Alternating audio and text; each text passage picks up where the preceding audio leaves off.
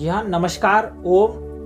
हमने पिछले वीडियो में कुछ मुद्राओं के नाम जाने थे और अब जानने वाले हैं कि मुद्राओं की विशेषताएं, मुद्राओं की किस तरह से किया जाता है, किस तरह से निजात पाया जा सकता है, किन किन बीमारियों में, किन किन रोगों में हमें वो लाभ देता है मुद्राएं। तो उन्हीं सब चीज़ों के बारे में बात करने वाले हैं, उन्हीं सब चीज़ों के बारे में समझने वाले हैं। तो आइए हम सबसे पहली मुद्रा की बात करते हैं, ज्ञान मुद्रा। ज्ञान मुद्रा को जो चिन्ह मुद्रा भी कहा जाता है, ज्ञान मुद्रा बहुत ही अच्छी मुद्रा है। यह मुद्रा ज्ञान को बढ़ाने में मदद करती है और ज्ञान, ध्यान, इन सभी चीज़ों को बढ़ाने में मदद करती है। यह बहुत सारी आपकी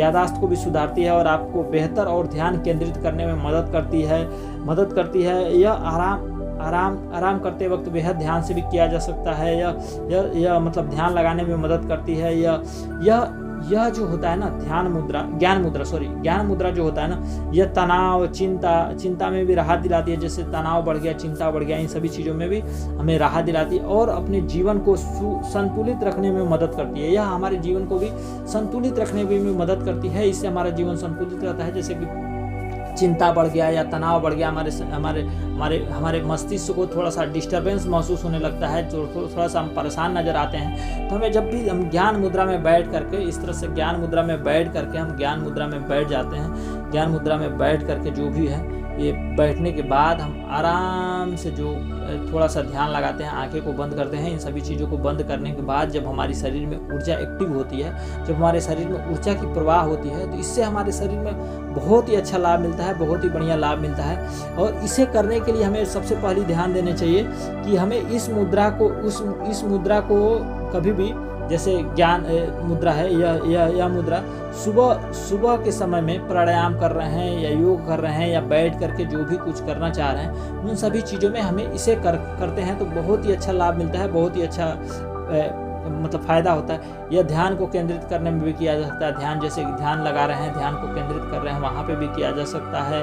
अनिद्रा दूर किया जा सकता है। जैसे आपके अंदर एक निद्रता, एक अजीब सा फीलिंग हो रहा है, उसे भी दूर किया जा सकता है। इससे गुस्सा भी कंट्रोल किया जा सकता है। गुस्से पे भी कंट्रोल करने के लिए एक बहुत ही अच्छा अभ्यास है, बहुत ही अच्छा एक अभ्यास है। जिन अभ्यासों को कर करके आप सिंपल सा बैठ के कर सकते हैं या कमर को सीधा करके भी कर सकते हैं, एकदम सीधा बैठ कर भी इन ज्ञान मुद्रा को कर सकते हैं। ज्ञान मुद्रा बहुत ही अच्छा है, जो कि हमारे शरीर में ज्ञान की शक्ति को भी बढ़ा देता है, जीवन की शक्ति में भी बहुत ही अच्छा लाभ देता है, बहुत सारे इससे फायदे मिलते हैं। तो अगर आप इसे करते हैं, इससे लाभ लेते हैं, इससे फायदे लेते हैं, तो हमारे शरीर में बहुत सारी ऐसी परेशानियां दूर हो सकती है, जो कि ज्ञान मुद्रा से करने से।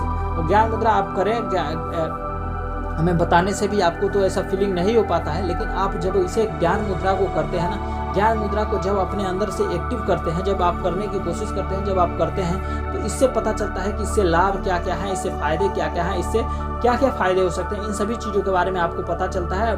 फिर पता चलने के बाद आप अपने जीवन को एक बेहतर जीवन जी सकते हैं, बेहतर जीवन में ला सकते हैं। इस बार हमने बात किया ज्ञान मुद्रा के बारे में। हम आगे भी बात करेंगे कुछ अगले मुद्रा के बारे में, जैसे वायु मुद्रा के बारे में बात करेंगे, आगे भी बात करने की कोशिश करेंगे। हर बार एक नए स्टेप के साथ, हर बार एक नए बात विचार के साथ हम आपसे मिलते रहेंगे, रूबरू होते रहेंगे। ये आज के लिए इतना ही। मिलते हैं अगले बार एक नए वीडियो के साथ। तब तक के लिए धन्यवाद। जय हिंद, जय भारत।